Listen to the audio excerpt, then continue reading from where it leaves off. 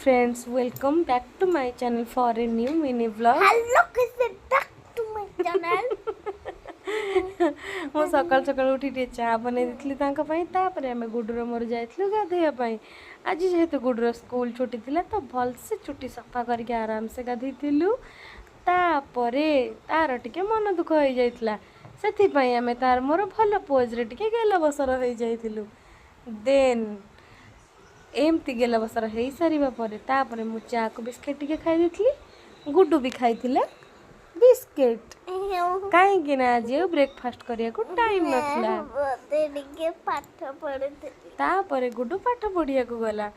ପାଠ ପଢ଼ା କମ୍ପ୍ଲିଟ୍ ହେଲା ପରେ ଦୀର୍ଘ 2 ଘଣ୍ଟାର ପାଠ ପଢ଼ା ଆଉ ଗୁଡୁ ଭିତରେ ସଂଘର୍ଷ ସରିଯିବା ପରେ ଗୁଡୁ ଏବେ ଡ୍ରଇଂ କରିଲା। ତାପରେ ଆମେ ଲଞ୍ଚ କରିଥିଲୁ 2 ଜଣ ଯାକ ମିଶିକି, କାହିଁକି ନା ଆମେ ହେଉଛୁ ଗୁଡ୍ ଫ୍ରେଣ୍ଡସ୍। ଦେନ୍ ଆମେ ଶୋଇବାକୁ ଗଲୁ। ଉଠିଲା ପରେ ନିତିଦିନିଆ କାମ, ଯେମିତିକି ରାତି ପାଇଁ କ'ଣ ରୋଷେଇ ହେବ। ତ ଆଜି ଗୁଡୁର ଫରମାଇଶ ଥିଲା ବରା। ଏବେ ଦେଖନ୍ତୁ ପଡ଼ିଯାଇଛି ଗଦେ ବାସନ। ଏମିତି ଚୁଟକି ମାରି ଯଦି ବାସନକୁ ସଫା କରି ହେଉଥାନ୍ତା ତ ସମସ୍ତେ ଚୁଟକି ମାରି ସଫା କରିଦିଅନ୍ତେ। ଏଗୁଡ଼ାକ ମିଛ ଥିଲା, ଚୁଟକି ଫୁଟକି କିଛି ନାହିଁ। ମୁଁ ବହୁତ କିଛି ପରିଶ୍ରମ କରି ବାସନ ମାଜିଥିଲି। ଦେନ୍ ମୁଁ ସବୁ କାମ ସାରିକି ରୋଷେଇ କରିବାକୁ ଗଲି।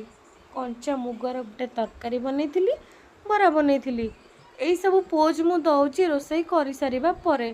ଦେଖନ୍ତୁ ଏମିତି ହିଁ ମୋତେ କାହିଁ କରିବାକୁ ପଡ଼େ, ମୁଁ ତ କାହିଁ ଜାଣିପାରୁନି। ମୁଁ ଚୁଟି ଝାଡ଼ୁ ଆଉ ମୋ ମୁହଁ ବି ଝାଡ଼ୁ। କ'ଣ ମୁଁ ଦେଖାଯାଉଥିଲି ରୋଷେଇ କରିସାରିବା ପରେ। ଏତେ ସବୁ ବନେଇଛି ଦେଖନ୍ତୁ। ଖାଇକି ଶୋଇଲି, ରହିଲି। ଜୟ ଜଗନ୍ନାଥ।